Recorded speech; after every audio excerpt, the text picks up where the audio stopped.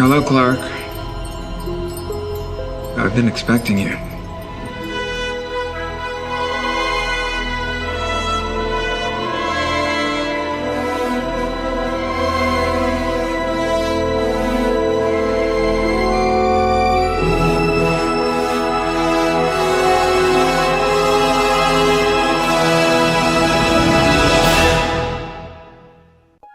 We had always wanted Christopher Reeve to guest star in the show, but we wanted him to be in the right part, and we wanted a sort of passing of the torch from one generation Superman to the next. Clark Kent and Superman was the vision of Jerry Siegel and Joe Shuster, two teenagers who grew up on Long Island. And I met them, when we did the first movie, and that you realize that this character's been around since 1938. Comic books of Superman went with the troops in World War II as morale boosters.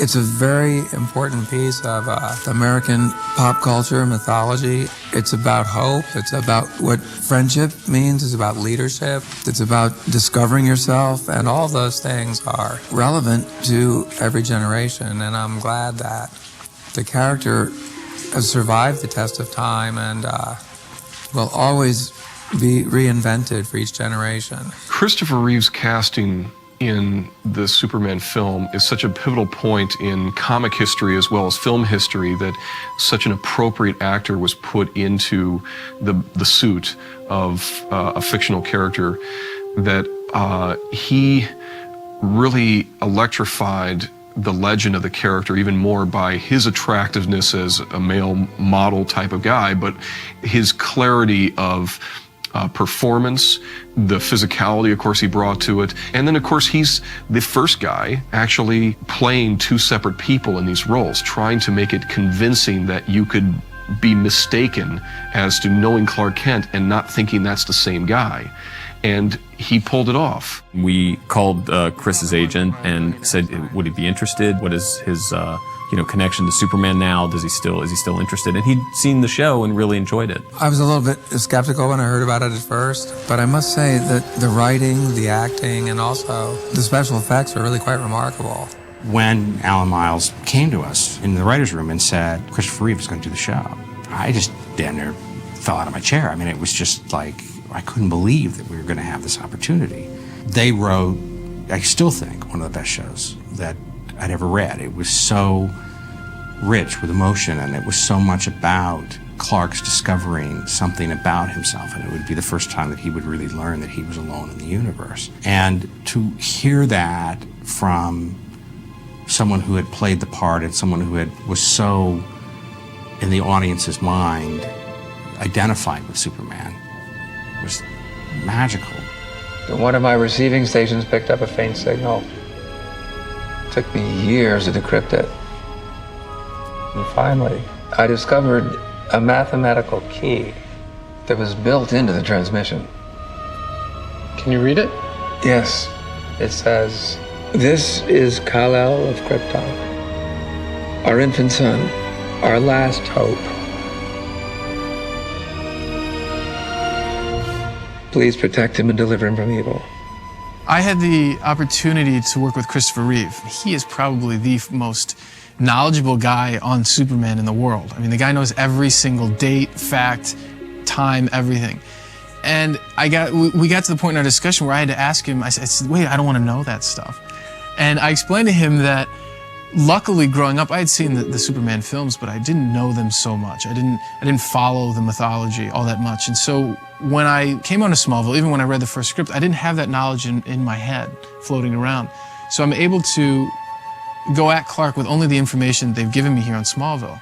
I don't know who he's going to become, so I'm still figuring him out just as he's figuring himself out. In fact, there are two Clark Kents. The character that Tom plays is more modeled on the character that Jeff East played in Superman 1. If you remember the scenes in Kansas with Glenn Ford and Phyllis Thaxter, where you see Smallville High, you see him at the farm. That character is what Tom is doing. But then when he comes to the city, that's when another persona takes place, where he puts on the goofy glasses and acts very shy and stuff because he's trying to distract suspicion that he might actually be Superman. So in fact, Clark Kent as an adult, which is what I played, I mean, I was in my late 20s, is actually another persona, it's another character. It's an odd dilemma that we found ourselves in because we both played the same character at different stages in the character's life.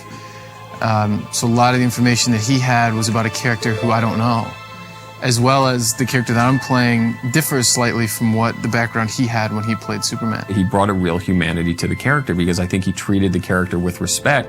And at that time, when I'm sure it was like, oh, just put on the suit and run around, he wanted to get underneath the skin of that character. And that's why I think the movie endures. But it was interesting, it's just different from the show.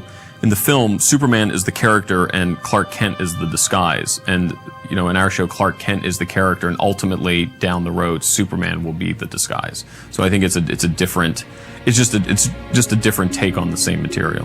One of the most exciting moments that happened when we came to New York the first year and shot Rosetta was when Tom and I met Cristopher for the first time. And there was just this feeling in the air when those two met each other. You really felt the passing of the torch and the sort of excitement that Tom had meeting him. And Cristopher is really, there's something mythic about him. Is that where Krypton is? No, that's where Krypton was. I followed the signal's path billions of miles out into space. I was hoping to discover its origin, but instead, I found nothing. So season 2 was a slow revelation of who Clark was and where he came from. And Christopher Reeve was sort of like, where it all climaxed in a way. Right. And we wanted him to have, you know, to be, you know, he is such an sort of an iconic figure in Superman that we wanted him to have that same sort of presence on screen. So we had this character, Dr. Virgil Swan, who tells Clark about a message from Krypton and also that the planet is called Krypton and sort of what happened to it. Initially, we'd actually play with the idea. I came up with the notion of Dr. Swan in season 1, but never used him. Right. So we're just looking for the right place for him. I mean, when you're a kid and you watch those movies and, you know, Superman's everybody's idol. You know, he's that icon that it's just universal. So when I heard that Christopher Reeve was going to be on the show, I was so excited. I didn't know what to do. I mean, the next step would be having Gene Hackman. Then all my dreams would be fulfilled. I think it's really, really exciting, and the fact that somebody as prolific as Christopher Reeve has agreed to be on our show just gives us all a feeling of, I think, accomplishment and makes us feel good about the show that we work on. I think that Christopher Reeve's seal of approval on Smallville is a tremendously valuable thing, and it's a tremendous pat on the back to all of us. With what that man has been through and what he's continually going through, it's amazing. For a generation, he was Superman and always wore that and always created this larger-than-life persona out of himself. And even after his accident, the fact that he continued to fight on and continues to this day to fight on and to struggle and to make what happened to him not a handicap, but a handy-able, you know, to show people that you can actually rise above any adversity is so true to who Superman is and who Clark is. He is Superman. I mean, Christopher Reeve is, he's tireless in his efforts for his foundation. And he's just so incredibly knowledgeable, and he really plans to walk again. It's amazing what he's been able to achieve since the accident. It's just really inspiring. So, I mean, I think he just has a real energy and enthusiasm for, and real passion for what he does that's just infectious. And the fan reaction from that show, the letters we got, the emails we got, was just really inspiring, actually. Yeah. That you realize that people were watching the show and it was actually, for them, inspiring. Right. That it was moving for them to see him back and to see his love of Superman and to see, I think our respect for him and the lore of Superman. Why me? There must be a reason why I was sent to this planet. You won't find the answers by looking to the stars. It's a journey you'll have to take by looking inside yourself. You must write your own destiny. Kal-El.